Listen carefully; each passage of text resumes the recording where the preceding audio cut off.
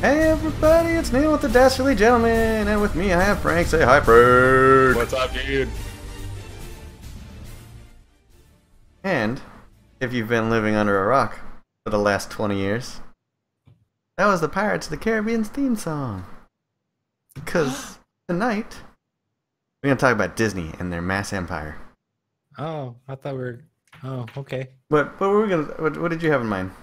Nothing. I thought we were going to talk about like the failing acting career of has-been Johnny Depp. I mean, we could talk about that too. It's part of Disney's mass empire. That's true, because now he only has one character. That is true. Let's start with that. And anything. Johnny Depp is probably one of the most catastrophic actors in the history of acting. Why do you think that? Because he's a one-trick pony. I mean, it's the same guy. I mean, it's just like Howie Mandel, dude. It's like a lot of these people. Look, yeah, but here's the difference. See, Howie Mandel is a comedian who like did some acting roles, and now he's a television personality. He has kind of like a getaway, but Johnny Depp supposedly was an actor to start with, and he is now this caricature of himself. Well, I mean, that was Jeff Goldblum. Yeah, I know, but Jeff Goldblum is at that point in his career where he's just like, I don't care. I'll play whatever I want to, and I might as well just be myself. I mean, he might as well. He doesn't care. Fuck it, whatever. You want me to play? What the hell is his name in Thor? The Grand Master, dude. Yeah, the Grand Master. He's like, oh, you just want me to be me? Perfect. What I do in every movie. Yeah, that's what I do. I mean, like, you got it. You nailed it.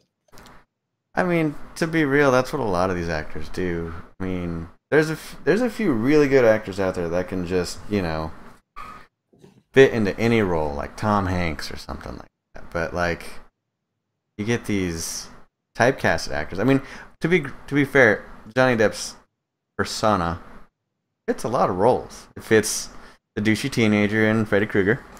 Fits the very awkward guy in Sweeney Todd, who's really mad because he's getting revenge. You mean Sweeney Todd? Shut up, Frank. I'm trying to make a point here. The dude in fucking Pirates of the Caribbean. Yeah, Captain Jack Sparrow. Here, let me just name them all out real quick. He only plays Captain Jack Sparrow. Since that movie came out, it's like, oh, we want you to be in this movie. Oh, okay, yeah, I have this in my career. I have this in my career. We want Jack Sparrow. He's specialized in Jack Sparrow. Is it specialized, or is it just giving up?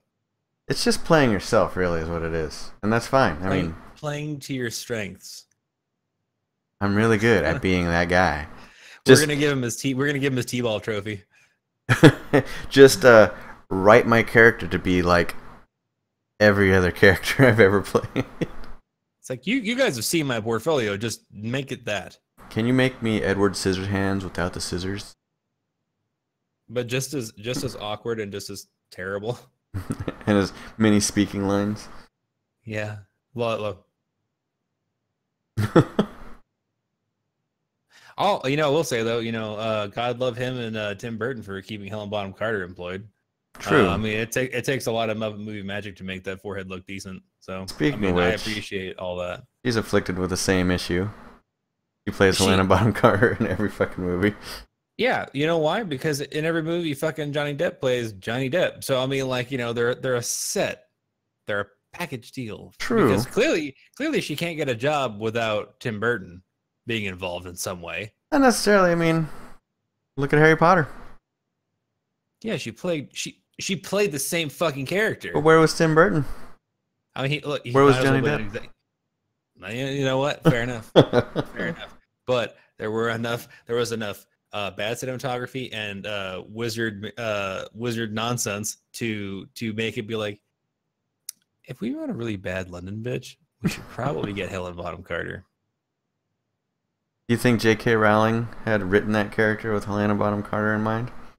Do you think that if Helen Bonham Carter knew that, she would be extremely offended? No, money, ka-ching.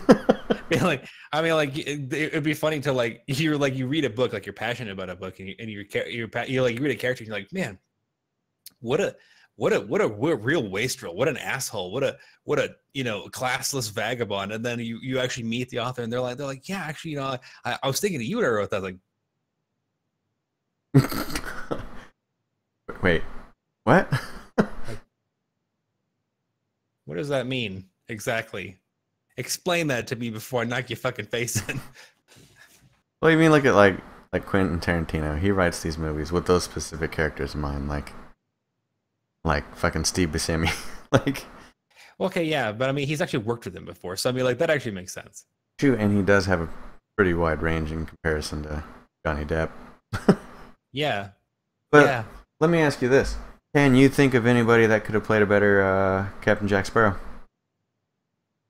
I mean, because it was practically designed for him. I mean, no, not off the top of my head. I mean, look. He did take it and he did make it his own, and he made it very successful. My only regret, I guess, is that like he literally has nothing left. Because he's not gonna look. Did you ever watch The Tourist? No, He played Jack Sparrow. did he? He did. He was a bungling fucking American that just happened to be lucky that a whole bunch of shit worked out for him. And it was just Jack Sparrow. And then in the end, I'm gonna spoil it for you because it's a terrible movie. You really shouldn't watch it. In the end, he ends up being English, and guess his accent he was using? Captain Jack fucking Sparrow. And the movie ends on a boat. I'm not even kidding you. So I'm like, it's like they don't even try anymore. Well, he was actually decent in Public Enemies, but you ever watched That's that? true. That was actually a good movie. You ever watched that movie? He doesn't have a whole lot to it. He just mean face, shoot guns. You know. I mean, he wasn't even really a lot of mean faced. I mean, like all things considered, he was actually well. I mean, like both the character that he portrays and he himself, like really, it wasn't actually that bad of a.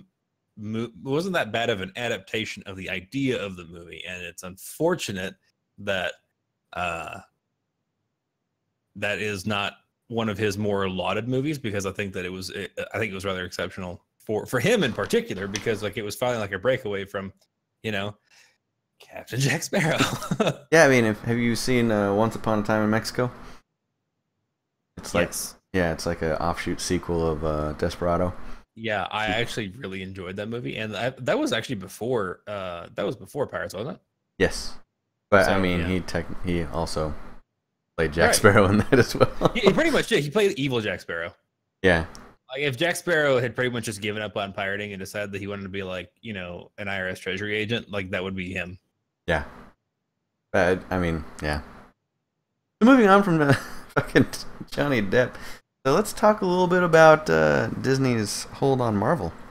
Which, I mean, before Disney came along, we had what? The Iron Man series. We had Spider-Man. Okay, look, don't even bring up the Sam Raimi Spider-Man. Come on, No, come on. no, it's cold horse jism in a cup. I liked the first Spider-Man, and also the second one. Hated the third one. Suck it. Well, everybody, that was Dasher Gentlemen. We're done here. We're shutting down the channel. It's In all fact, over. I didn't even want to watch the other ones. I didn't watch the Right here. Amazing Spider-Man. I didn't. We're out of here. I didn't do I'm it. done. Nope. I'm outta here. But I did watch the one with the new kid, because now part of the Marvel Cinematic Universe. Everybody, like, I actually like the Andrew Garfield ones. I know a lot of people didn't, for whatever reason. I truly don't understand. I enjoyed seeing Emma Stone get her skull bashed against the concrete, so that pleased me greatly. But I don't think that was supposed to be that way. Homecoming was really good. Oh yeah, I think liked Michael it. Keaton plays. I think Michael Keaton plays a really good bad guy, because I don't think he has any other way of portraying Speaking anything. of typecasted characters. Yeah, I mean, look, he started the mainstay of his career playing a winged animal, and then he ended it playing a winged animal. So. Yeah. An anthropomorphic winged animal, because you started Batman and Enter the Vulture. So True. I mean, You're like, I think that one of the strongest parts about that particular movie was that it actually is going to be connected to the MCU, and I think that the kid that plays him, Tom Holland, question mark, is that his name? I think so. Something like that. I think that he has received an unfair amount of flack for the Spider-Man role. I think mostly because for Spider-Man in particular, I don't think anyone will ever be happy. No. And like, because it's literally one of those characters, for whatever reason, everyone has what they think should be the ideal Spider-Man, and no one will ever be satisfied with it. Well, not only that, but the comic book Spider-Man was like very generic. I mean, he was snarky, whoop-a-doo-doo, but like he didn't have any really defining traits to him. He was generic as a character. He was always, he was witty, he was hyperactive, he was hyper intelligent, and I had like this kind of like weird street, like New Yorker street kid sense of justice, which is a lot kind of like how Steve Rogers was, which is one of the reasons why Steve Rogers and Spider-Man get along so well. I'll scrabble my words, whatever. But I don't know if I'd really call him generic. I think that he was like really one of the first really unique, especially standalone Marvel superheroes. Because like the X-Men had come before, but they were a team, and they were defined by their team, by they as the X-Men, not necessarily as individuals, for a while. Because they all had their own individual traits, but like you take them individually, and they're kind of like, I mean, all right, I guess. I mean, you have really mad guy, and you have super hard staring guy, and you have bald guy, and you have red haired girl, and then it's pretty much over. But Spider-Man was a team unto himself. He was kind of like, I mean, I dare say he was almost like Marvel's response to Superman, because Superman was, individual like that, had a strong sense of justice, etc. Batman was like Batman until like the 80s, early 90s was like had like this weird, wasn't quite serious, and then he got really goofy, and then he got way serious. I mean, like Batman's had like this weird like roller coaster of emotions lifespan. Yeah. Whereas Superman's always kind of like been here and like the high ideals, and the Batman was like, yeah, I'm going to fight crime, and then I'm going to be really, really silly, and now I'm going to be really fucking dark, and everyone's going to die, and I don't know where I'm going from here. And now it's Batman is basically an emotionless robot. Yeah. Because Ben Affleck. No, I mean like the comics. I mean like that. I mean like no. Ben Affleck's a terrible actor. So I mean like no. Actually, he really didn't do that bad in as Batman in Justice League. I think he did a lot better than every other Batman that's come before him, maybe except for Christian Bale. Christian Bale did a good job as Batman, but I think that with the script being given for JLA and Dawn of Justice, I mean what can you do? I mean, polish a turd, it's still a turd. True. But so okay, yeah. So Spider-Man himself. I mean, you build a freaking character like that, and somebody that can have super strength and can basically fly. Not really, but pretty much. And can see the future 1 second before it happens. And they have the ability to actually react to it. Yeah. Like almost superhumanly. I mean, I think Spider-Man is just a fucking excellent character. Sure. And I think the reason why people have such a hard time with him is because I think it's because he is more or less like the face of actual America versus the idealized America, like Captain America. Because Captain America would be like if America was supercharged in American ideals, and he was the absolute because he is the absolute pentultimate of American ideals. Period. Yeah. I mean, he is basically like every time that he takes a step, I mean, like a little tree of liberty grows behind him. And I mean, like he is so much freedom that he can't do anything but speak the Constitution. But then so I mean, like you have Spider-Man who is more like streetwise street justice, and being like he's more of a pathos of what I know what's wrong is wrong because I feel it in my heart, whereas like Captain America is literally so American morals and ideals that it's like you know, he's like, I don't like that. And then a bald eagle swoop in and peck out the eyes of the people that are doing the wrong thing. And I hear like this chorus of America. It's just amazing. So I mean, like Spider-Man's like, man, you know, you really probably shouldn't steal that newspaper.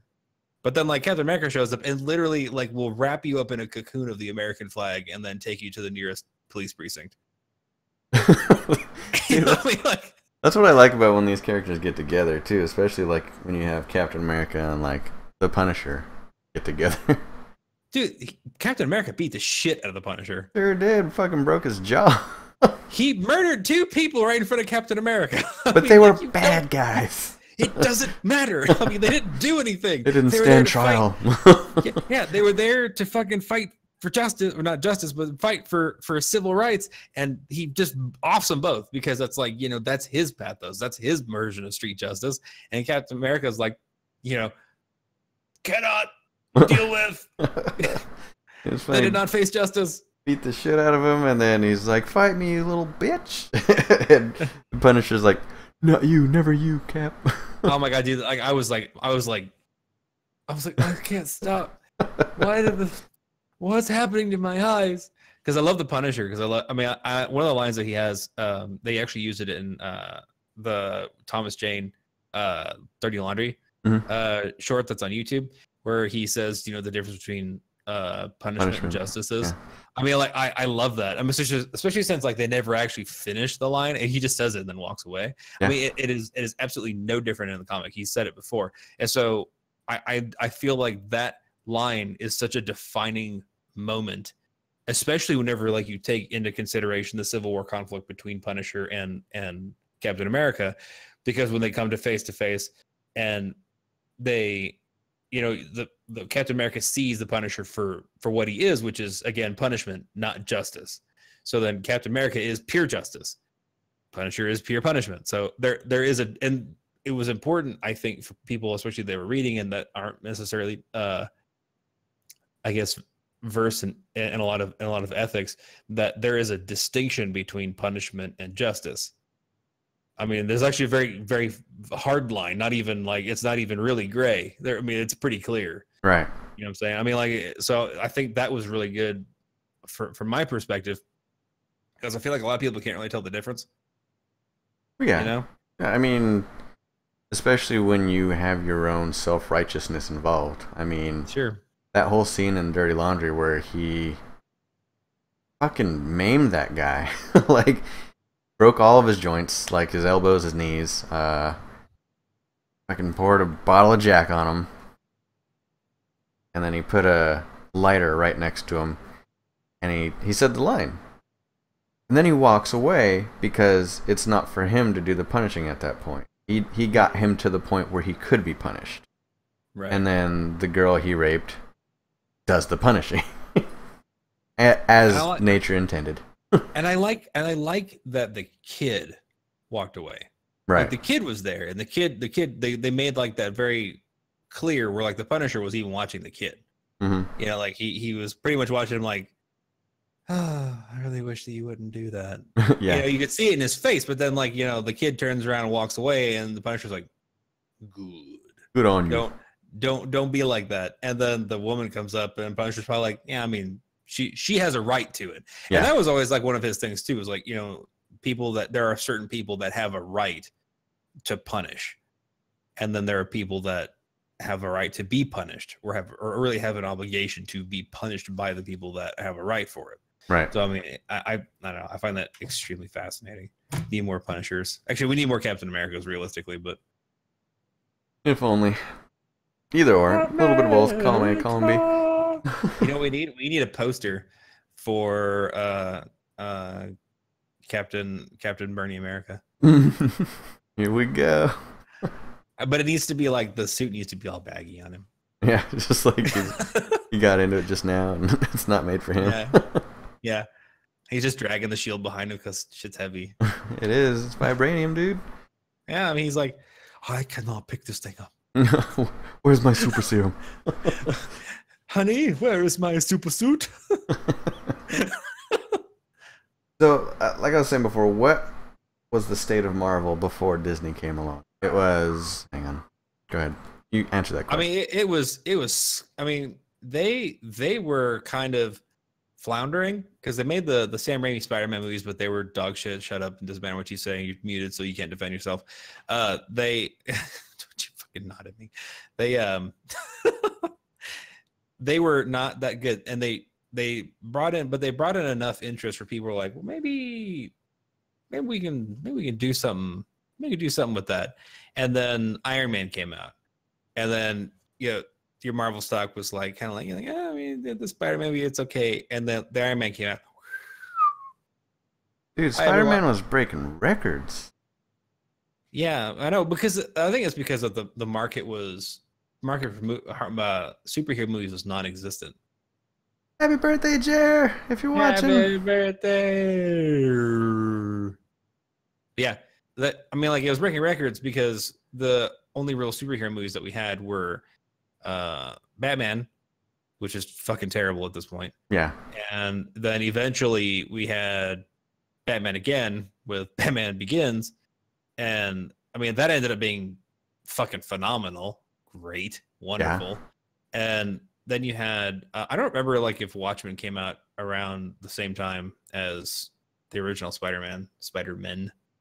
But I mean, there just wasn't really like a superhero market at that time until Marvel made Iron Man. And then it was like, oh my God, people fucking lost their minds for Iron Man. And then they're like I said, their stocks flew up, and Disney was like, I want some of that Marvel booty. I mean, you look at it, they did it right. You get all these stupid Batman movies that are like, hey, look, let's just Jim Carrey's a big name, let's throw him in there, and Arnold Schwarzenegger, like, just cash grab. I mean, they nice to meet you. Chill out, cool down. Like, they just threw big name actors at the movies. George Clooney, really? Like, and being literally the worst Batman ever. Yeah, by his own admission. Yeah, he regrets it. So does everyone else. Yeah, he's like, I'm sorry. I mean, he should be. He really should be. He needs to play characters that he is comfortable with, just like Johnny Depp. He needs to go back to his fucking safe space, and he needs to be playing, sleazy scumbag guys that steal from old ladies. That's what he needs to do. That's his role right there. If you've never watched the movie Burn After Reading, that movie can't tell if I hate that movie or not, but I do weird. It is weird. The dildo chair is pretty funny though. That is funny. Plus, the whole scene with Brad Pitt getting shot in the face. That blew my mind. I literally was in the theater and I was the only one laughing. I was like, fucking dying. I mean, he like popped him right between the eyes, and I was just. So, I mean, like, people in the theater like. And you saw it too. That man just died, and I'm like, I know, and it was so fucking funny. And the camera didn't turn or nothing. You just saw his face disappear into a hole. Mm-hmm. He got shot in the face with a snub 38. Yep. Oh Jesus! Point blank. Yeah, I mean, he's like, I thought the whole scene was fantastic. I mean, especially the fact that Clooney and Pitt are friends, so I thought that was funny. Oh yeah, that was hilarious. I think Marvel made it really worth. I think Marvel really made Disney interested by their ability for continuity in their movies, because they broke away from Spider-Man, which is smart because it was terrible. But then whenever they basically reestablished the MCU as Iron Man, they established it post the first one with the idea that there would be more than one. Right. And you can tell because as soon as they saw the success of the first one, they're like, okay, we have a formula for this. We can make this a success. So they brought in the right writers, the right directors, the right actors. And they didn't just be like, hey, here's a huge name. Because I don't think Scarlett Johansson was actually like a big name at the time whenever she came into Iron Man 2. I think she was actually really kind of like just starting. Yeah, she was more in the romantic movies. Right. And so then they put her into an action movie, and a lot of people in the demographic that for Iron Man were like, I don't know. I mean, I know I didn't. I mean, whenever I watched Iron Man, I was like, yeah, sure. I'm like, oh, she's Black Widow. That's cool. And I had no idea. I'd literally never seen her before in my life. That was my first time I'd ever seen Scarlett Johansson in anything. And then they went in after the first one with the idea that they were going to do all of this, and you could tell that whenever they released their Marvel movie timeline several years ago, where they were like, we're going to do Iron Man 3, and then they were going to do Ant-Man, they were going to do Captain America, then we're going to do Black. I mean, they had them all like lined up in order, you know, the 2 Thor movies, etc. And so they had a plan that at this point is culminating in Infinity War. Right. So I mean, like, they basically got the one more movie to go, and then after that, I don't know what they're gonna do. I mean, after that, they can do literally anything. Right. Hopefully, they take over Star Wars.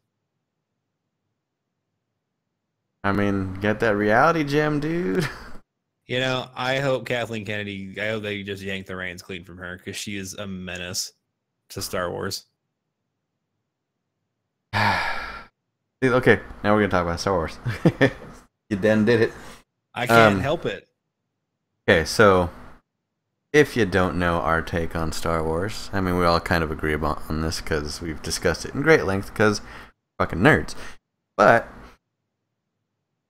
Force Awakens, it was. I thought it was really good. I mean, I thought it was a good start to a new Star Wars series. I think it's unfortunate that they rehashed so many themes of A New Hope. It was, yeah. To me, that's all it was. It was a remake of A New Hope. I mean, that's right, and that was disappointing. I mean, like, I think that I think they have like the right cinematography, the right characters, the right battle sequences. I mean, like, I thought their characters in Force Awakens were really great. I thought the sequence of events was really great, but then whenever, like, you could draw very simple parallels between A New Hope and this one, I'm like, that is kind of dumb, especially whenever, like, it culminates in the battle at Starkiller Base. I'm like, that is actually fucking retarded. And I was sitting in the theater being like, really? I mean, I was hoping that whenever they said, like, you know, it's a planet ender, I was hoping it was gonna be like a virus or like a bomb or anything other than literally a fucking, like, a bigger thing. Fucking a bigger Death Star. That's all it was. A Death Star, like a shotgunny Death Star. It's a solar system star. I'm like, that is actually really fucking stupid. Yeah, I mean, as a standalone movie, I thought it was decent, but it being part of the storyline, it's like, okay, well, this is basically a polished version of A New Hope is all it was. But I did like the movie just because standalone, it would have been pretty damn good. If A New Hope never existed, it would have been pretty damn good. Right. But I mean, it's just unfortunate that, like, it was recycled themes. Yeah. I mean, hell, it was virtually fucking recycled scenes. Yeah. I mean, that was my problem with it, because I'm like, J.J. Abrams was a great director, and he's very on the nose with what people want. And I'm like, did you really think that we wanted just A New Hope all over again? I'm like, this is how you're gonna start a new series, with remaking the old one? I'm like, that's fucking stupid. Right. I mean, they can, and it's unfortunate they continued that theme of remake in the garbage one, Last Jedi. Yeah.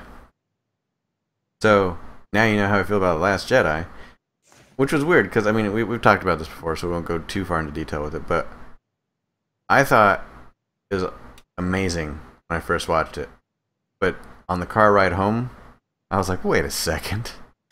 I actually pissed people off in the theater, because as I was watching, I was like, that is stupid. And anytime Rose spoke, I was like, just shut up. Just shut your mouth. Just shut the fuck up and go fix something. I mean, like, all I want you to do is just turn the fuck around and go, I don't know, just take a wrench and just bang on a conduit for like 10 minutes. And that is much more preferable to listening to your ham-fisted fucking lines. I will do anything to have you cease to exist as a character right now. Because, I mean, like, and this is, I was watching a few videos about how people were talking about how Kathleen Kennedy has almost purposely gone out of her way to ruin Star Wars, because, I mean, she's quoted as saying that she doesn't care about male Star Wars fans. And I'm like, that's 80% of the fan base. I'm like, that's 70. Not only, that's most of the people who watch it. I mean, a healthy majority at the very least. But I mean, at the same time, like, anyone who ever, like, actually makes anything for media consumption, you should always be concerned about what your, I mean, I guess I'll use this term, your constituents are thinking. Because, I mean, like, if your consumer base is like, well, that's terrible, and you're like, well, I don't care about you. Why are you doing this? Like, why are you in this business? I mean, like, then you're not going to make any money, because no one's going to buy your shit now. Yeah. Like, you're not an artist, you know. You don't just get to paint a picture and be like, oh, look, if you don't like it, then don't buy it. That one guy will. You know, this is Right. created for mass consumption. Like, Yeah. Supposedly Disney is considering basically axing her from the Star Wars project good. because of her blatant SJW views on it, mostly because like it has gotten to the point where The Last Jedi has been so incredibly attacked for its obvious SJW themes that Disney's like, we are not doing that again. Right. I mean, like, I'm like, yeah, you guys should have kind of screened it first, is all I'm saying. I mean, like, I can only imagine like a boardroom full of executives that probably just like think literally solely of themselves normally would probably watch that movie and be like, do you really think we'd let this go? Mhm. I mean, you're basically talking about us. You know that, right? You know that we're not fucking stupid, right? I mean, like, look at what we built. Do you think we would be here if we were fucking stupid? Do it again, and you're fired. Basically. Yeah, I mean, anybody would get fired doing that kind of thing. Yeah, Anybody. So, it's like you're making your presentation, and like the first 2 pages are like, you know, they're basically thematic to what you're supposed to be presenting. You know, let's just say like, you know, like you're making a new microchip for a more advanced dildo, and so like the first 2 pages are like about like, you know, vibrations per minute, and then like the third page is literally just like pictures of you fucking your boss's wife. And you're like, but I don't care what you think because I'm already in this position. you could be out of that position real soon. You're fired. Yeah. So now you know about how we feel about Force Awakens. The Last Jedi. I equated the beginning scenes of the Last Jedi to a dildo presentation. That's how I feel about it. But that being said, No, I got one more. You know what Okay. really made me mad about the goddamn Last Jedi, and we're talking Alright. because we're talking about remaking the previous movies. That scene. It's very brief, but fuck this guy in particular, because they're is at the end where like the walkers are coming and they're obviously lined up Hoth style. You know, I mean, it's again, it's Empire Strikes Back. It's the opening scene of Empire Strikes Back. Yeah, And yeah. that stupid fuck reaches down and puts his fingers in the salt and goes, huh. Hey, it's salt. It's salt. You know, like to say, this isn't snow. yeah, this is totally different than the other movie. This is totally different. Like, I mean, like the fact that they were self-aware enough to be like, it's salt. You know, like they hadn't figured that out when they fucking landed and been like, oh, this is practically a salt planet. It smells it's like a salt salt. desert. I mean, it smells like salt. It feels like salt. I mean, like, you know, we have instruments. This is the fucking future. We can tell that it's goddamn salt. People have fucking been here before, so they know it's fucking salt. And for some reason, this idiot decides that it's important for him to stick his fingers. Look, real talk. Okay, let's just say you land on an alien planet. You took 2 of your fingers, you stick it in the fucking soil, and you put it in your mouth. That's how aliens happens. I mean, like, that is literally the fucking plot point of the second fucking Covenant movie. I mean, Yeah. How did this happen? You're an idiot. yeah. I mean, I was stunned, and I sat in the theater, and I'm like, I can't possibly be the one who's pissed off by this. I mean, he clearly, they just were self-aware enough to be like, we know this is basically the second movie, but it's not the second movie, and now we're gonna shove it in your face and fuck you. I mean, God, making me so mad. Yeah. So that's how we feel about that. However, Rogue One was really good. I really liked it. KSO is awesome. Alan Tudyk needs some kind of a fucking medal for his voice acting at this point, because I knew it because I read the credits, and did you know that he played the chicken in Moana? No. He played the chicken in Moana. Really? Mm-hmm. That is an incredible waste of star power. I mean, you could have gotten N chicken noise and just played it at different pitches and replaced Alan Tudyk completely for much cheaper. But Gotta pick up that Alan Tudyk, dude. I just think it's. I mean, like, but like they don't even credit him. Like, well, they credit him in the after credits, but I mean, like, it wasn't like I don't remember the girl's name, and Dwayne Johnson and Alan Tudyk. I mean, like as hey the chicken. I mean, that shit just wasn't happening.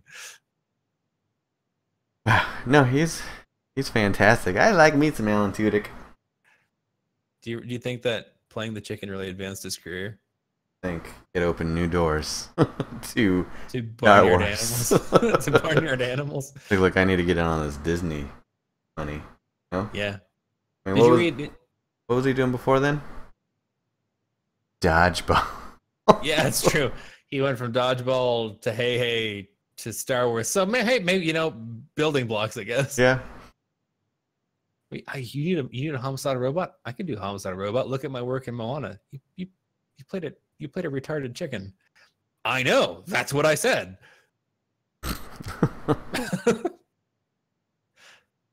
So yeah, we really like Rogue One. So I mean, it's kind of like it came out staggered. It was like, awesome, shit. Like, okay, so and the escalation was like, I mean, like you got me here, eh? And then you got that's real good. But then you're like, what are you doing? So Solo's coming out soon. I don't know how I feel about it. It actually looks like it could be good.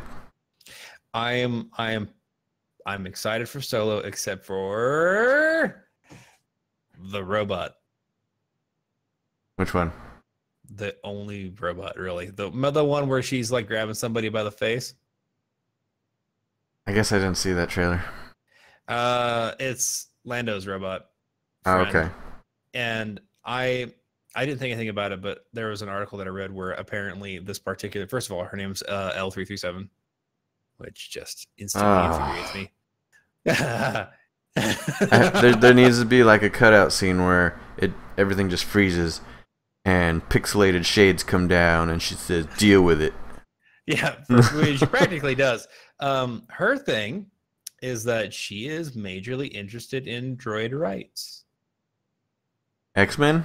Much? Well, being as how she identifies as she, and she's interested solely in droid rights and the advancement of how droids are super important and they need to be, have broader voices in the galaxy and they need to be taken care of better. I'm going to go with no. Okay, so how do you feel, Neil? How do you feel? Tell me your thoughts. Tell me your thoughts on that, baby. How do you feel? It fucking infuriates me, dude. I really hope it's such a tiny little blip. Like, oh, okay, that's how you feel? I do too. I hope that it's being massively, like, broken out of context. I do, truly. Like, really, how does that help the story? Like, come on now. I do like this, though.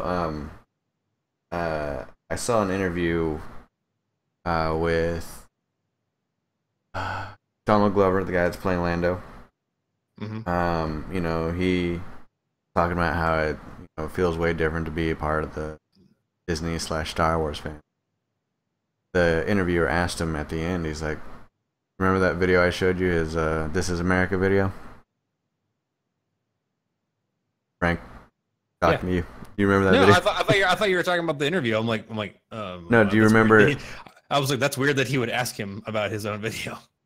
Do you remember the This Is America video? Yeah. Okay. Yeah. So they asked him about that, like if he could explain parts of it, and he's just like, no. He's like, I'm not explaining any of it. I think it takes away from whatever message you want to take away from it. So not explaining any of it. How does that make you feel? You ever think that when like overly pretentious people say shit like that they actually don't have a theme for it? That's the thing, though. Is like he's never been pretentious like that. He's a very humble actor for the most part because he's very forthcoming about everything that he does, and straight up comedian too. So like I don't seem pretentious at all. I'm not saying that he is pretentious, but he says saying that is exceptionally pretentious. Just like the way that he's approaching that particular answer. It just, to me, it's like it's less answering and it's more dodging. And it's, do you even have a theme? You even know what you were trying to say? The way you said it, though, I mean, it wasn't like no. You know, it was like, nah, sorry, dude. I can't do that because I think it would take away from the video. It's basically what he said. So I can appreciate that because you don't want him to get all preachy in a freaking interview. He made the piece. You take it as you want. Sure. I mean, and I can understand him not wanting to discuss it in particular during Star Wars interview. Yeah, I mean, like, you know, like not relevant. You know, I mean, like if you had asked me if we were doing like a music interview or whatever, then you know that'd be one thing. But I mean, this is not that. We're talking about Solo. I mean, like, no, you know, This Is America. Zero relevance to that. Right. None. Well, I mean, one of the things the interviewer asked was, he's like, listen, you're now playing Lando Calrissian. You've got the #1 song in the world lately, this last week. He's like, you seem to be doing pretty well. And then he segued to that. And I'm like, he's like, nah, that's okay. I saw that coming. Yeah. So that was cool. So Disney. Doing over there, Frank. I'm actually trying to read about L337. Confirmed her name is L337, by the way. I kind of don't want to see this movie now. And they said that they wanted her to self-identify as being a she, given that most of the galaxy is comprised almost exclusively featured of male droids. No, they're not. They don't have genders. I know for one. They're not. For two, there are several droids in the galaxy that have female voices.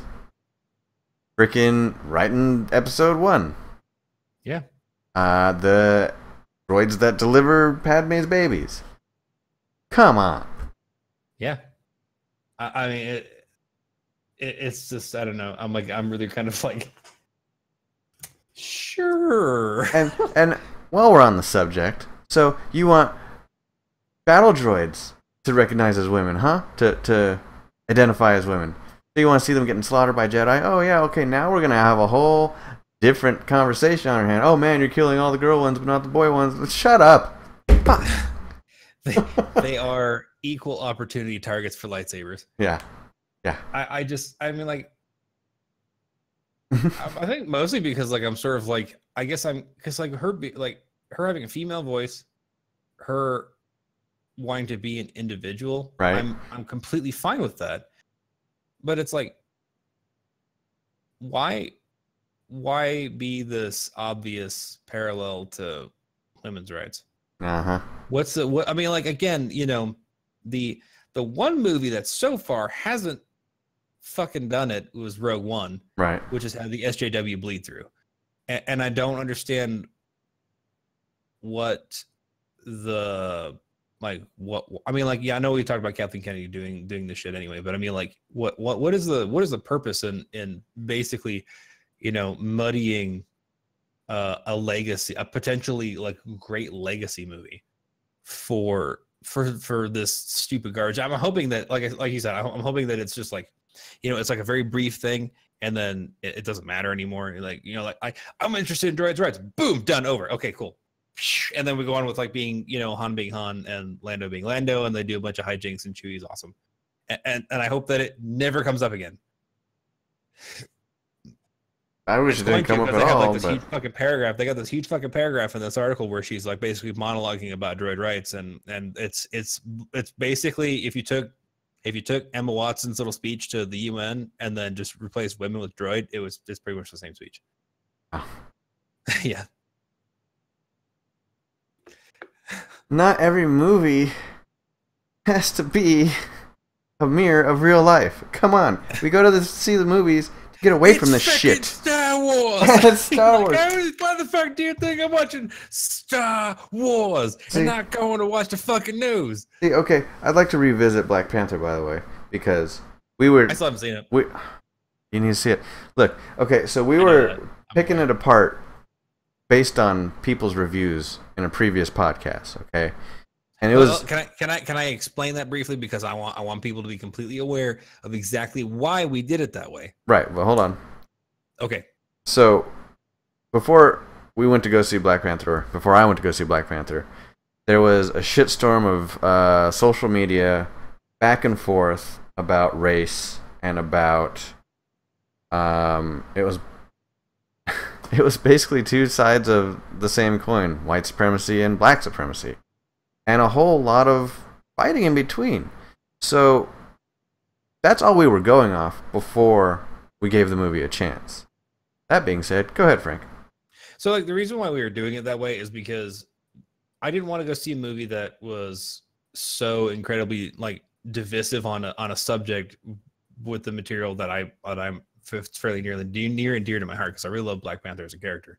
And so I didn't want to go give it money if all it was doing was race pandering, and it was being noticeably vile to a particular group of people with really no regard for thematic necessity.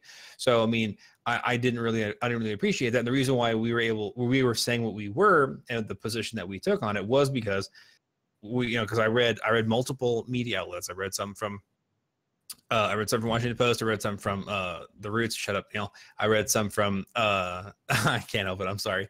CNN, and I can't remember the last outlet I read it from, but they, it was basically two sides were written from. I mean, like I'm hesitant to say, but I will anyway. A black perspective, then two were written from white perspective, and they were both. The ones from the white perspective were decriing the movie for the same things that the black perspective was praising the movie for, which was they were calling it the open denigration of white America, and really kind of being nasty to Caucasian people universally. And I'm like, well, that is kind of shitty, actually, because there is no reason in the world that should be taking place. There's no, I mean, I cannot fathom the thought process that was like, what we should do? We should take a particular group of people and just shit all over them for literally nothing, and go completely against the theme and mode of Black Panther as a character. So I was like, I don't want to be part of that, to the demonization of a character that I like, that's so anathema to what he actually normally believes in. That's like if I had known that Ben Affleck's fucking character in Dawn of Justice was going to be a goddamn murderer, I wouldn't have gone to go see fucking Dawn of Justice. But I didn't know it until I got there, and all of a sudden he's killing motherfuckers, and I'm like, all right, well, now I'm pissed off, and now that you're doing it at the end of the fucking movie. I mean, not that I wasn't already pissed off whenever I got to that point anyway, but whatever. But that was the reason that we had behind the original podcast, because we did make that pretty clear that it was a lot of supposition on our part because we hadn't seen it yet, and I still haven't seen it, but anyway, go ahead. That all being said, I saw the movie and I loved the movie. I mean, I'll be real with you. It followed a pretty standard Marvel formula. I mean, the pacing of the movie was pretty generic in terms of what all the other Marvel movies are, so there's really no surprises. But it did none of that. In fact, it did the exact opposite. Like, all of the characters had integrity. They fought for what they believed in. And it wasn't like, I'm better than you. It was, I don't think this group is being represented well enough, or I don't think that, the villain is, he grew up on the streets. He was, his father was murdered, and he swore to get not only revenge, but also to make it so that the people that live on the streets don't have to do that every day, because it's rough for them. And from that point of view, you can kind of understand him. Okay, it's not black or white. It's, hey, I don't like growing up poor, but the race card came up because that area was predominantly black. Okay, that being said, what does the hero of the movie do? The hero of the movie says, man, that sucks, but you're a murderous, fuckhead, and I get what you're saying, but can you stop killing people, please? maybe we're doing it all wrong because Black Panther and where the he resides is in Wakanda. Wakanda is very sealed off from the rest of the world. Okay, so they choose to be isolated. They have technology. They have all the best shit in the world. Yet they're still kind of warring with themselves inside the bubble. So it doesn't matter if they're blocked off from the rest of the world because they're still having conflict inside the bubble. So, I mean, that's pretty much the point of the movie is that you can isolate yourself all you want. You're still going to have problems. Might as well just share with the rest of the world and make a better human race, basically. But the backlash this movie got from all the social media, it was very much so misplaced, in my opinion. I mean, they took scenes from the movie which Frank had described to me that was solely about shaming white people, but it wasn't. I mean, it was a room full of black people barking at a white guy, but it was because they're tribal and he's an outsider. Sure, he has white skin, but why did you have to put a race card on that? Why did you have to blow that up to something it's not, just to fit your narrative? So, if you have those reservations about Black Panther, don't. Go see it, please. And keep an open mind, because it's a fantastic movie. Frank. I want to see it. I mean, like I always said I wanted to see it anyway. I mean, I had a lot of concerns, obviously mirrored very similar to what Neil was saying about it. And I think that the social media problems of the movie are predominantly because of the cast, almost 100%. Like, because I mean, from what it's been described and from what I've seen in Infinity War, I can see where they wanted to go with it and what the writers were intending. But then, like, you had some of the people that were actually taking part in the movie were feeding the media frenzy of race division. And I'm like, that's wonderful. That's because that was a lot of my exposure to it was, I'm curious about, like, how true that is. And it was like, oh, we have like this moment with Chadwick Boseman and whatever. And then, like, he was like, yeah, we're making this movie, by black people for black people. I'm like, that's weird. Yeah. And that's also not really fair. And then, like, the chick that plays Michonne was in it, and she plays his bodyguard. Oh, and yeah, she that was is on Michonne. yeah, and she was on Good Morning America, and she was saying, and she flat said, this is what Africa would be like if white colonialization hadn't taken place. And I'm like, no, not even close. I mean, so, like, the fact that, like, you're even saying that blows my mind, and, like, really kind of goes to show the lack of thought, education, and critical thinking necessary for someone to actually make a statement even remotely close to something like that. Because she obviously doesn't know shit about shit, and she should shut up and just make her fucking movie. And the fact that, I mean, it just makes me mad that she even felt like she needed to do that. Right. It's really just stirring the pot is all it's doing. You're Right. pouring gasoline on an already misplaced fire. Right. I mean, it's insane. Yeah, you're probably right, Steph. She says it would be as dysfunctional as the rest of the Western civilization. I mean, it really doesn't. Huh? Oh no, I mean, yeah. Well, we've got a little bit of everything, but I mean, it doesn't. Look, somebody's got to lose for somebody to win, and that's how it is pretty much in a capitalist state.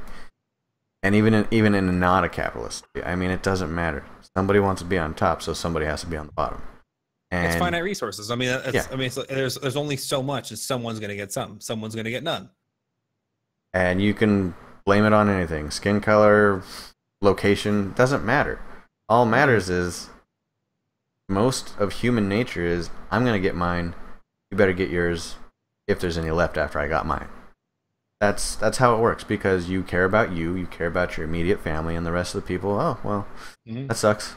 I mean, and that's terrible, but human nature. So to slap other labels on it and to pretend it's something that it's not, I think is harmful to the issue as a whole, because it's not, this isn't fair. It's, well, this is what the picture is anyways. It's, you don't like me because I have a different color skin. You don't like me because I didn't grow up in that area. You don't like me because I don't have this last name. Like it's basically, hey, I started with money. I was smart and I kept my money and I made more money, and not my problem. So And here's the thing about Black Panther that I find amusing and interesting in the concept of the this is what Africa would be like if they had been completely cut off from colonialization. So like the premise of the movie is that T'Challa wants to take Wakanda out of isolationism and bring it to the rest of the world and let it commingle with everything. So, and then there are forces at work that don't want that. But look at Wakanda at it as itself. It's tribal. It's anachronistic. I mean, like you have like this incredible technology, but then you have people still having to hand weave everything in order, like the lower classes have to hand weave everything in order to survive. Right. So I mean, like, what exactly is so like top shelf about that? Yeah, it's the same concept as the rest of the world. Yeah, so I mean, like, let's just like take Wakanda and then we'll put it versus, I don't know, fuck any city in New York, any city in the world. Let's just say New York. Yeah. So then, like, you have less people in Wakanda than you do in New York City.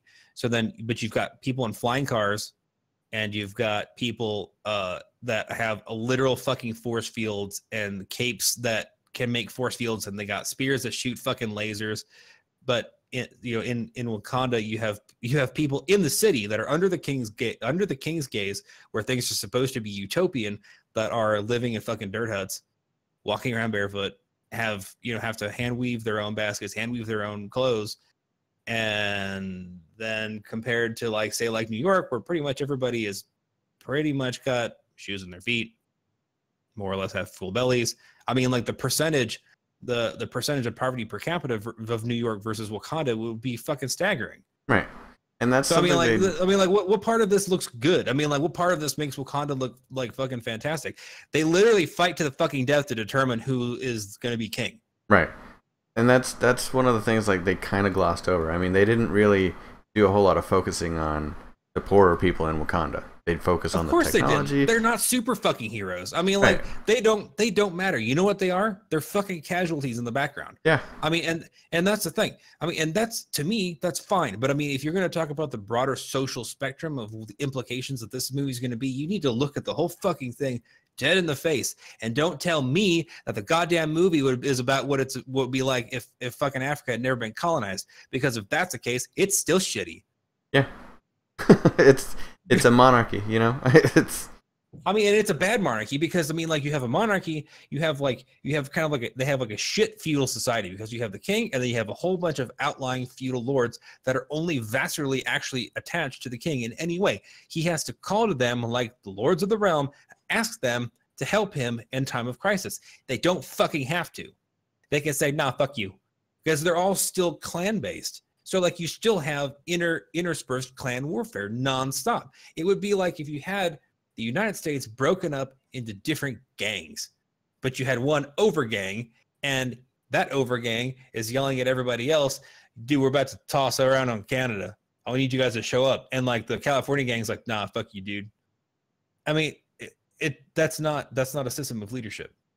Right. I mean, it's just, you have one guy who is at the central pillar, and then everybody else around him. And if that central 1%. Pillar, yeah, if that, yeah, exactly. It's a literal representation of the 1%. Let's just say T'Challa is a douchebag, and he needs to rally the troops. They can do like pretty much what happened to, I believe it was Henry VIII, where all the other lords of realm be like, nah, you can fight your own war, and they wouldn't offer support.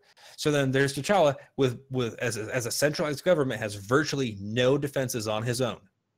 But then you have everybody else is what he depends on to be the main bulk of his army. So, okay, now you've got your tribes broken up. They fucking hate you. Your people are fucking starving. Well done. Thank God colonization didn't touch this place. Even though it's like 99% of the problems that we already solved almost 1,000 fucking years ago. Dude, just play like By socializing. yeah, play what's the name of that game? Spore. Okay, you start out an amoeba, you go up, and you're just wandering, all right, and then you figure out, hey, we could do better if we stuck together. You form tribes, and then you're like, hey, we could do even better if we made like cities and shit, like, and just kept on growing because you share information, you give a little and take a little. It's called coexisting for the greater good. I mean, it's multicultural exchange between different civilizations. Just because like one civilization has better technology than the other, and then they take ideas from that one, and then their society becomes better, and then like they all kind of like mix together. And here, I mean, here, and real talk, Wakanda. If let's just say like because the whole premise is that a magic rock fell from the sky, meteor, and it gave them vibranium. So then everything they have is vibranium. The premise is that thousands of years they would have been able to make this giant utopian society off of one fucking piece of vibranium comet. That I mean, like that they make buildings, shields, robots, fucking everything out of, and somehow there was enough of that comet to go around to make all this. I don't think that's true, but also they make a shield that can they make a shield that can stop fire and smoke. All right. Stick with me. My story gets better. I think I know where you're going, but go on. Do you know what greenhouse gases are? They're like air particles and smoke and things. And periodically, and throughout this movie and in Infinity War, you see people lighting fires. Scandalous. I mean, whew, and they have livestock. Oh my God, shut it down. We are going to tear a hole in our bodies. Because so you got a big fucking dome and you want to remain perpetually sealed off from everybody, that place would be a complete shit pile. Literally. Because I mean like the air would be toxic.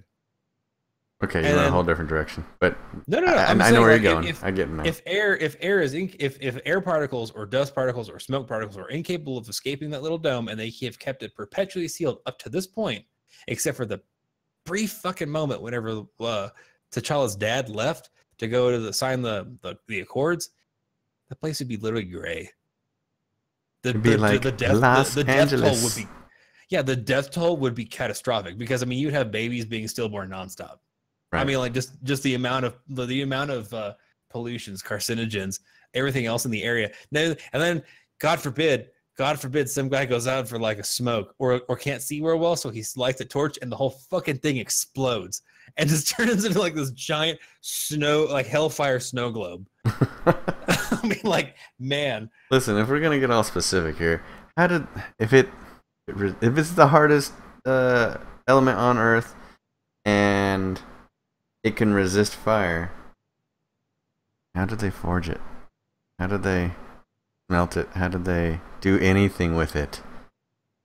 Well, you can run current through metal because like the idea behind vibranium is that you hit it and it absorbs and dissipates blunt force shock. Right. But like if you heat it, that's not blunt force shock. Okay. See what I'm saying? So I mean, like fire though. Well, no, it resists fire for a bit. Okay. And probably you'd have to incredibly superheat it. I mean, it wouldn't quite be like forging Thor's hammer, but I mean, like it'd have to be hot. Speaking of and which, sweaty. Now, okay, and we're going on tangent here, but I don't care because, to be honest, it's all Disney, so whatever, deal with it. I've always been confused. I'm gonna ask you, Frank, because you're a huge nerd, bigger than I am. Both literally and figuratively. So, in the X-Men universe, which is also Marvel, which also can coexist with the Avengers, the big metal there is adamantium, right? Right? Yes. And then in the Avengers area, it's all about vibranium. Mm-hmm. What's the difference between the two metals there? I mean, like, adamantium is supposed to be one of the strongest metals on Earth, and vibranium. Right. Tell me all about it. So the difference is that adamantium is man-made. Oh, So vibranium actually came, like vibranium was part of the comet that landed in Wakanda. That's one of the reasons why vibranium is so rare. The difference is that like adamantium can take a licking and keep on ticking, and it is one of the hardest metals on the planet. Actually, is the hardest metal on the planet. But it's man-made, it's synthetic, it's manufactured. So then, and it also can be used in different ways, which is one of the reasons why they were able to make Weapon X the way that they did, because they grafted it directly onto his bones, because they were able to make it a liquid, and then and then they added a catalyst, and then thereby made it a solid. Then you have vibranium, which is a natural occurring metal, and the difference between the two is that the way that vibranium molecules are constructed, that blunt force is dissipated. So like it's not that it's not harder than adamantium, it's that what it does with the impacts that are given to it it's different. Because like, so say like, if you hit Wolverine with a hammer, aside from that he's going to scream and get really pissed off. Right. Sorry, that was funnier in my head. But like if you hit adamantium with a hammer, it's just going to go bing, and then but it's still going to ring, and it's still going to vibrate and all that kind of shit. But like if you took like a running leap at Captain America and you swung a huge fucking hammer at Captain America's shield, it would basically hit the shield and then stop immediately. Oh. Because all the forward motion and all the impact would be dissipated outward, or just completely canceled out entirely. Whereas like with Wolverine, like you'd hit him and then he'd keep going, because you hit him with a hammer and the force will continue to travel through, but it's not going to break the adamantium. Right. Okay. The more we know. The more you know. And as you're telling me that, Steph links me a whole article on the difference between vibranium and adamantium. I'm pretty sure I could have read that. But, why do that when we got Frank? He reads things. Thanks. See, there you go. That's your thing. We already knew that like my thing was that like I read. And that's if we're going to be real, as far as production value, that is a very, very poor contribution. No, you do research. We need that thing. All right, so how has Disney not been hit with an antitrust or anti-monopoly yet? Like, tell me how. Because they don't have a monopoly on a movie industry. Like, here's the thing: like there are other movie industries, and I think one of the thing about entertainment is that it's not necessary, and okay, anyone can do it. So say the difference between like, whenever you have AT&T and is trying to purchase Time Warner, and that would give them access to just an unbelievable amount of not only media outlets, but also, like fiber optic lines, internet providers. And that would give them like an 80% overall ownership of telecommunications in America. That is practically a monopoly. But that's actually something that you need in order to practically live in this day and age. You need your internet. You need to be able to have communications. And then if they had that, they could levy an unfair price on you as a consumer for you to be able to use their service. But Disney is an entertainment conglomerate, and anyone can make a movie. Disney does not have the power to prevent you from watching or publishing a movie.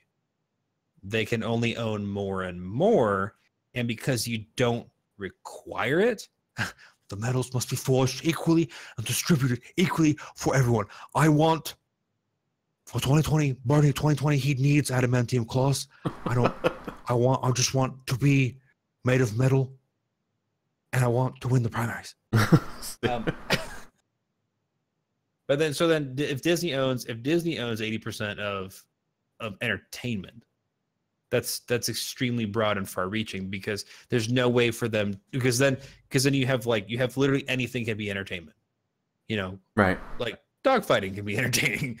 I'm just saying, I mean, Disney isn't going to want to own that. They're not going to own that. Then you have independent movie theaters. You have independent movie groups. You have theater groups. Disney isn't going to own those. There always will be entertainment somebody can produce somewhere. But in the case of a monopoly, you have a specific good or service that is being controlled by one source that cannot be compared to the rest of the sources and thereby doesn't practically exist. So let's take telecommunications. So you have fiber optic. AT&T owns all the fiber optic in, let's just say 75, 80% of the United States. You have no option other than to go to AT&T, period. I mean, you have to pay their prices. So then like your internet went from $80 a month to $300 a month because they fucking can. And you have absolutely no say in it whatsoever because it's our company, it's our service. If you don't like it, you don't have to use it. Right. Even though, but you practically require it. But then like with Disney, it's like, you can pay, $36 for a single fucking Star Wars DVD. And we're going to raise the price because it's the unmastered version where Han actually shot first. And then, or you can go down to your local theater group and you can watch Othello for like the 600th time. Because there's ostensibly no difference between the forms of entertainment because it is entertainment and it's impossible to own an idea. But with Time Warner, with AT&T being purchasing Time Warner, you can effectively own an entire thing. Does that make sense? It does. Okay. It does actually. Thanks for that explanation, Frank. You did such a fantastic job. I try, I mean, I feel like I should have been a teacher, except for I don't have the patience for it. I feel so much smarter now. I feel like you are fucking making fun of me, and I want to fight you. No, I'm not, baby. I love you. Listen, okay, so no, I actually really wanted to know that because they're basically their own sovereign nation at this point. Yeah, pretty much. In fact, I'm waiting for when they create their own, man-made island, and we can move there. Cool. They'll call it Disneyland. I thought you were gonna come up with something a little bit more clever than that. I'm actually pretty disappointed right now. They can call it Disneyland, and they're gonna pick up the entire thing of Disneyland, the entire thing, rip it right out of the ground, and just move it. You want to come here? You have to get on the Disney cruise. You have to sit there and get jerked off by Goofy in order to get on the island. And then they'll buy out Mars and Disney World. You have to come. You want to come here? You have to get on the Disney cruise spaceship. Yeah, that's what Virgin's doing. They're making the SpaceX before Disney can. Callie and Flora, they're just waiting for the states to follow. Yeah, they'll just separate. Alaska could come too. All right, so listen. Disclaimer here. Oh God. We're gonna talk about Infinity War. Oh. If you haven't seen it yet, we'll see you later. Just remember we love you. Hold on. Is it there it is. Didn't even play the music. Didn't even hear it one more time. There are spoilers ahead. So. Oh man, come on! Everybody gone. Look what you've done. You've killed everyone, or 50% of them. At least we warned you. We love you. Listen to this after you watch the movie. Yeah, go back and give it a watch, like, comment, subscribe. Tell your friends. Tell your friends. Tell your family. But before I go, for the people that are about to leave, let me give you some going away music.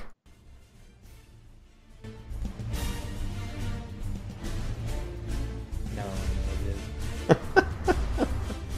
he doesn't care enough. Alright, that's enough of that. So, okay. We gave you plenty of time. There's no turning back now. Alright, so. How good was Infinity War? It was so good. Oh my God. I've seen it twice already, and I really, if I had the ability to be able to go by myself, I would go see it a third, fourth, fifth, fucking sixth time. God damn, that movie was good. I'd love to go see it again.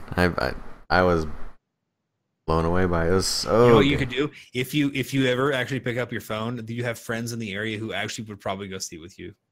Yeah, but I need to anytime, you know. Yeah, you need to answer your phone too. Oh, here we go. You're on Kyle's side. I was washing the dogs. What am I not on Kyle's side? That's true. You guys are besties. I'm just the third wheel. I knew it. No. You're the middleman. So, okay.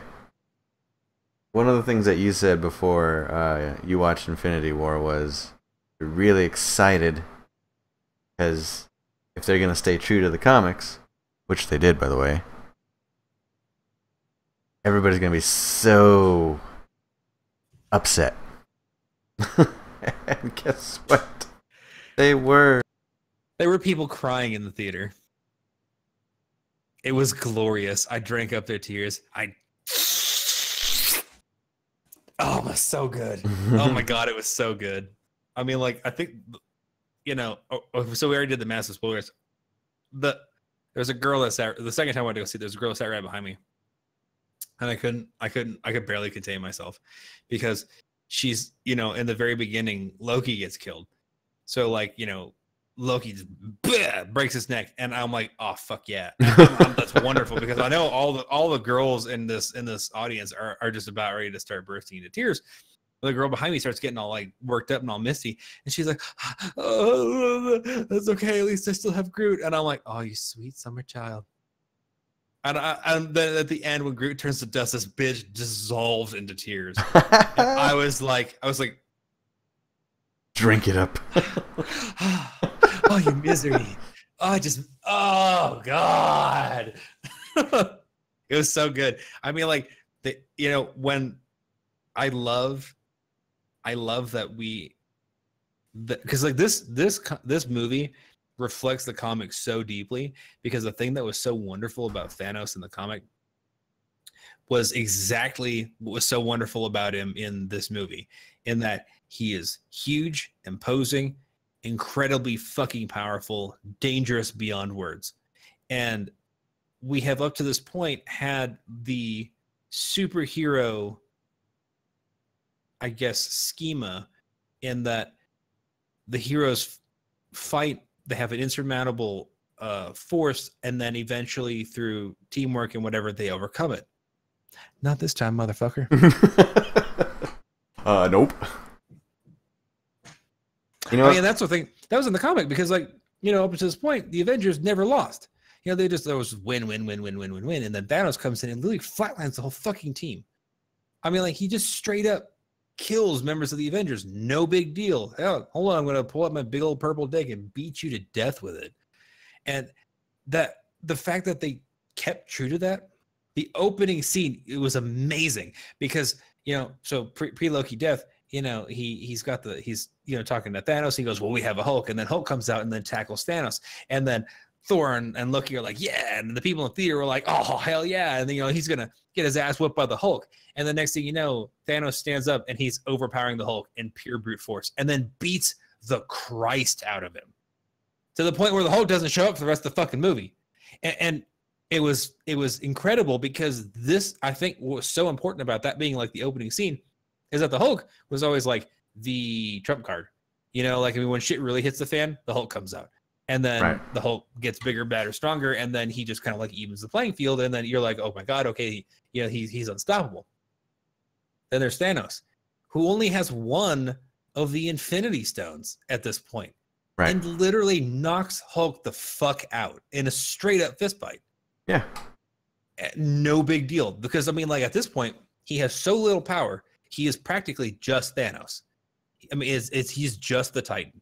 And I mean, like, just a Titan. But I mean, Titans being a race of people, he's not that much different than being one of the mortal races. Right. So then now he only has the one stone, and he just straight up obliterates the Hulk. And it was brutal and wonderful. And I'm like, this was fucking awesome. Talk about a good way to start this movie. To be like, you know, that thing that you thought was going to save everyone? Nope. That's Sorry. crazy too, is because, like, watching the end of Thor Ragnarok, like, it was so epic. Oh man, the Asgardians got away, and they survived Ragnarok, you know. Wah, wah. And then literally, like, as like there was really no time in between that and Infinity War. That was literally the next scene, and it was like, oh man, we escaped the danger. That was Hela and Ragnarok. Holy shit, we just got fucking massacred. Yeah, I mean they left a massacre to get to a massacre. I mean it was like, do you want to get killed on Asgard by Hela, or do you want to get killed in space by Thanos? Apparently you want to get killed in space by Thanos. Super. What stone did he have when he was fighting the Hulk? Was it power? Power. Yeah, he had the power stone. Where did he get that from? I can't remember. He got it from Xandar. Xandar. Which one was Xandar? In Guardians of the Galaxy, remember the big do you remember Glenn Close and John C. Reilly in Guardians of the Galaxy? The planet that they save in the first one? Yes. That's Xandar. Oh, so he invaded there. He invaded there and he murdered half the population before he left. Oh. They said that in the whenever they talked about it, because Thor, when he's talking to the Guardians, they're like, well, how did he get that stone? They're like, well, he goes, what, you haven't heard?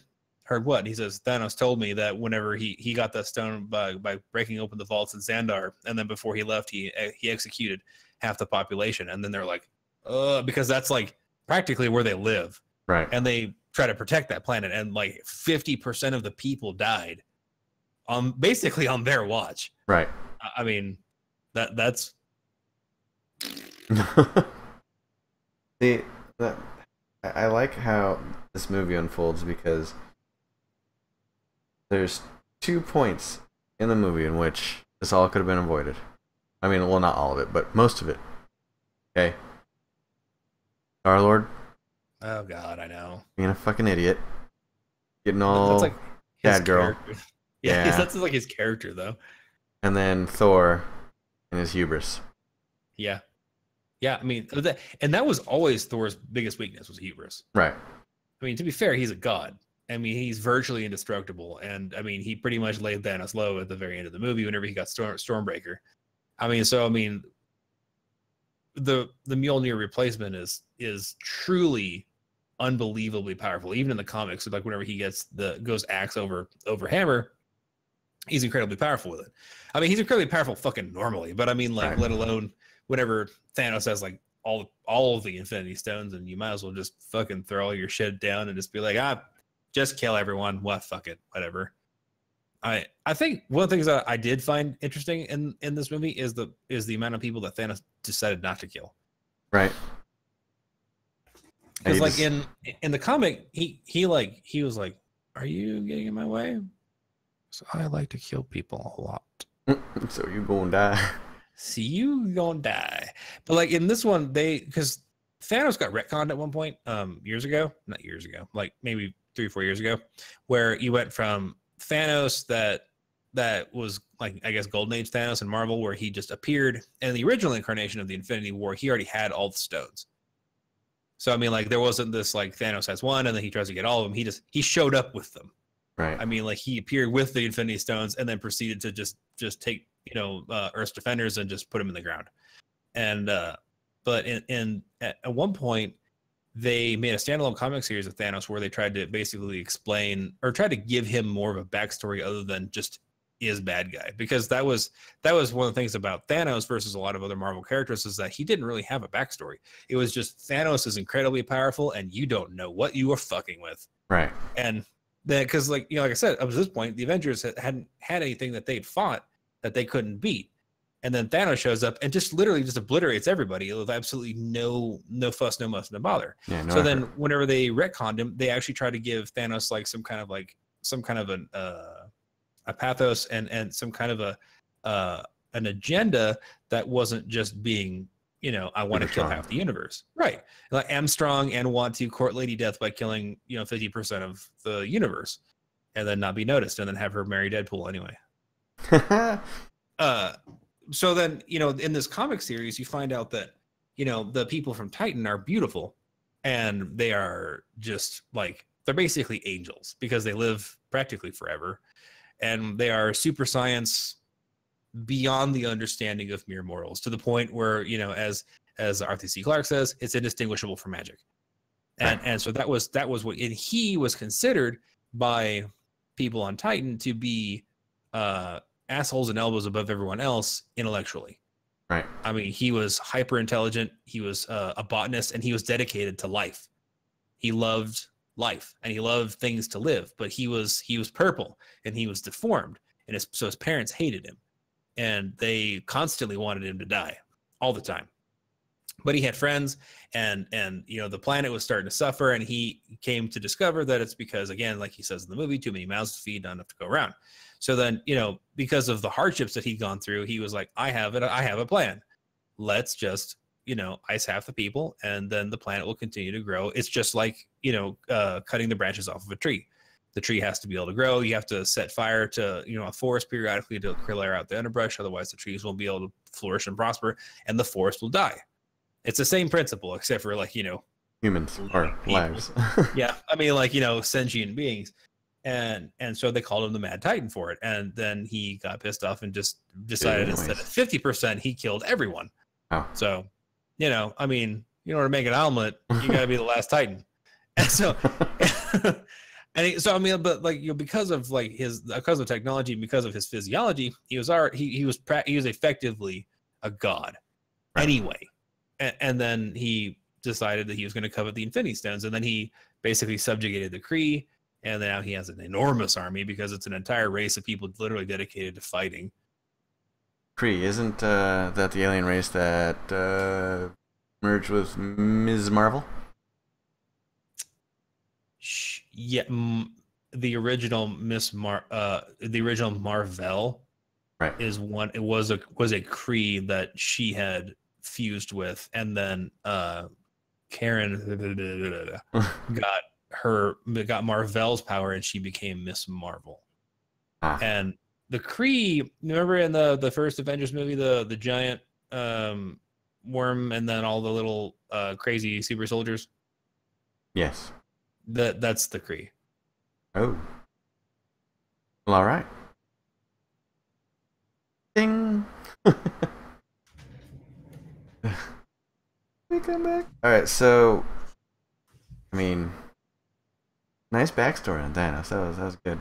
That's what it made it so that whenever he does shit in the movie, it's not just like I said, I'm bad guy. So I mean, whenever he actually has an emotional moment, and you actually feel a connection to it. So I appreciate that they went for a Thanos that fucking means something, right, versus a Thanos that is just like an overarching bad guy that is just too swole to control. Right. Because that's just a character that you're just not going to care about. Yeah. I mean, and just the way the movie ended, I mean, he achieved his goal. I mean, he did what he set out to do, and he's like, this is good. I mean, mm-hmm. So, I don't know. I mean, the best villains have an agenda, but his was very Hitler-esque, I mean... What do you think, if you could compare the two, what do you think between Thanos and Ozymandias from The Watchmen? They're pretty similar. They're practically identical. I mean, the Watchmen movie was so good to me, and the portrayal of Ozymandias, I was like, oh my God, this guy is so good. And I think it's interesting that they both ended up having practically the same reaction by the time that they actually finished their great works, I guess. Thanos just sits there and he's like, I just killed a whole lot of people. Wow, kind of sucks. And just, kind of trying to, I guess, cope. And then Ozymandias does the exact same thing where he sits in his throne room and he's like, yeah, I just killed millions. Great. There's no going back. I mean, what do you do now? I mean, just the coping level that is just unbelievable. I don't know what they're going to do in the next one. That's very... Okay, so like I said, it's very Hitler-esque. I mean, very, very sympathy for the devil, Right. So, it's I get it, but you still shouldn't have done it, dog. Yeah, I mean, you had a point, but there's probably a better way. Yeah. You didn't have to go straight to that. Come on now. Maybe some people wanted to die. They could have said, me first. Yeah. It's how about a show of hands? Look, no hard feelings. Nobody will judge you. Just throw your hands up and we will just turn you to dust right now. Yeah. No pain. Poof. Yep. You're gonna explode like a sack of flour. I mean, that could have, got us at least a little bit further. Yeah, yeah. Um, what do you? I mean, have you read any of the? I mean, I'm guessing that you haven't read any of the comics. Going forward into Infinity War Part 2. No, I have not. Okay, then I won't say anything. All right, look, you already mentioned. I will say though that it gets weird. Okay. You had already mentioned the part that I thought might happen in the second one, which apparently they're not going to call it Infinity War 2. It's going to be a whole different title.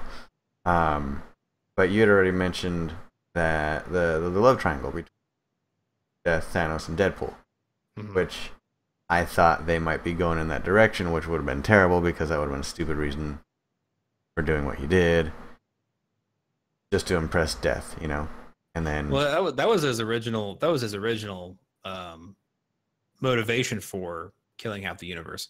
Was literally so that he could give it to Lady Death, because he worshipped Death as an actual entity. Hold on, as meaning. Hold on, because Greek.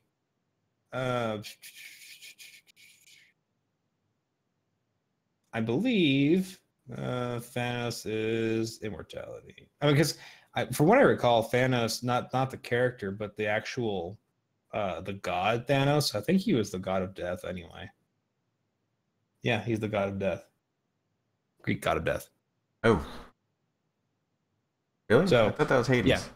No, Hades is the god of the afterlife. Oh, the underworld. Yeah. So yeah, he's the god of the underworld. Hades, Thanos and his brother. There's a god of sleep and then the god of death. Thanos is the god of death, and he is a god. He is basically death. So I mean, like in Greek mythology, they would be called a god. So I mean, I guess like if you really want to get technical, Hades is still the god of death because he is the god over dead people, but Thanos is the one who gets you there. Oh, so he's the Grim Reaper. Right, practically. So his goal was to kill a bunch of people in order to impress Lady Death, so that he would eventually woo and then marry her, because he was obsessed with killing folks. Right. I mean, he was just all about the bloodshed, period. So I mean, the departure and the other, it was almost completely opposite of the Golden Age Thanos, which is good because Golden Age Thanos is boring as shit. And then after they defeat him the first time, anytime he shows up after that, they pretty much just kick the shit out of him, because comic books have a diminishing returns for their villains. Yeah. So like they have you have like a villain that shows up and he's incredibly powerful, and then after that they beat him the one time, they pretty much can beat him anytime they want to. Yeah, he's a nuisance after that. Yeah, he's not really, don't care anymore. Too much XP. Look, we've grown since then. We're past this, guys. Just yeah. But no, that's not where they're. I mean, they couldn't anyway, because I mean, like I guess I put Deadpool in there in my head, but no, I mean, that's actually not going to be where they're going. They're not going to go with the death angle. So, cool. Yeah, it's probably for the best. Although I don't know. I really want to talk about it, but I don't want to talk about it because I don't want anybody to get mad at me, because I already know what they're going to do.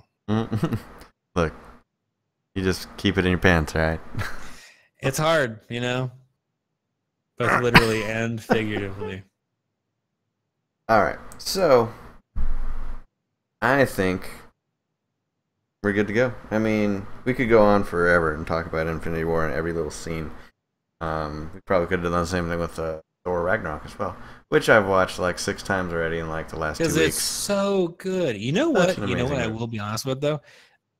It's a Disney movie. Yeah. And it has both Infinity War and Thor have 0% SJW angles on them. Right. That I could identify, and I at this point, I'm starting to feel hypersensitive about that shit. Listen, they even kind of mocked it just slightly, like in Ragnarok, when he's talking to what's her face, the Valkyrie. He's like, yeah, like, oh yeah, it's about time. Yeah. About time they had their own military unit. Yeah. I'm like, wow. Loved it. Yeah, that was funny. I that movie was fucking phenomenal. I thought everything about that movie was great. I agree. But like I said, we can go on for hours. We can discuss every little scene.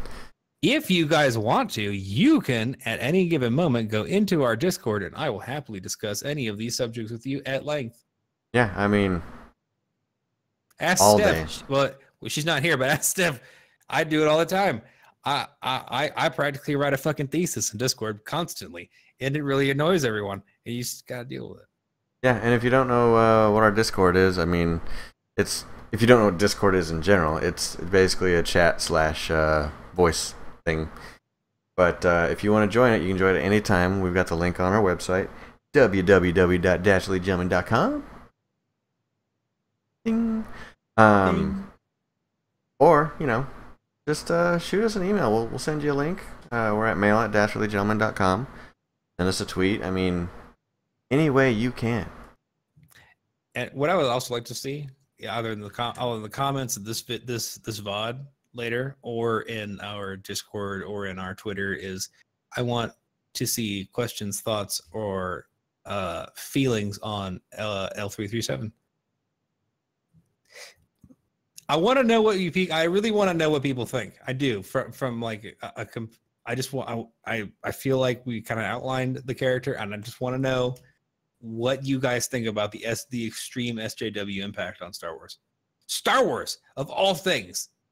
Listen, I will tell you more after I watch the movie.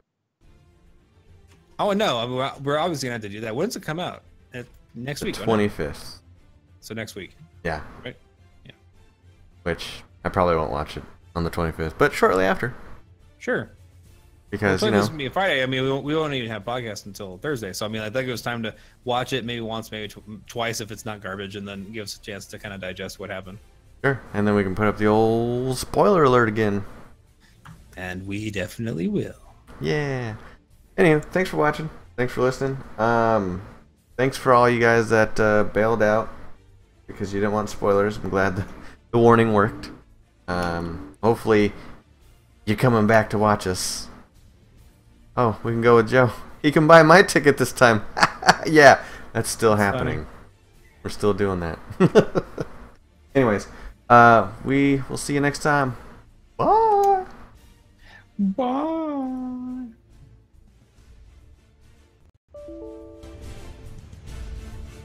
Oh, goody. No, don't do this to me. Can't believe you've done this. Do we not have music? No, OBS just crashed. Apparently I'm still streaming though. Hold on. Shh. All right, sweet. Dun. Yeah, now it officially crashed. Wait. Okay. Now I gotta shut it down.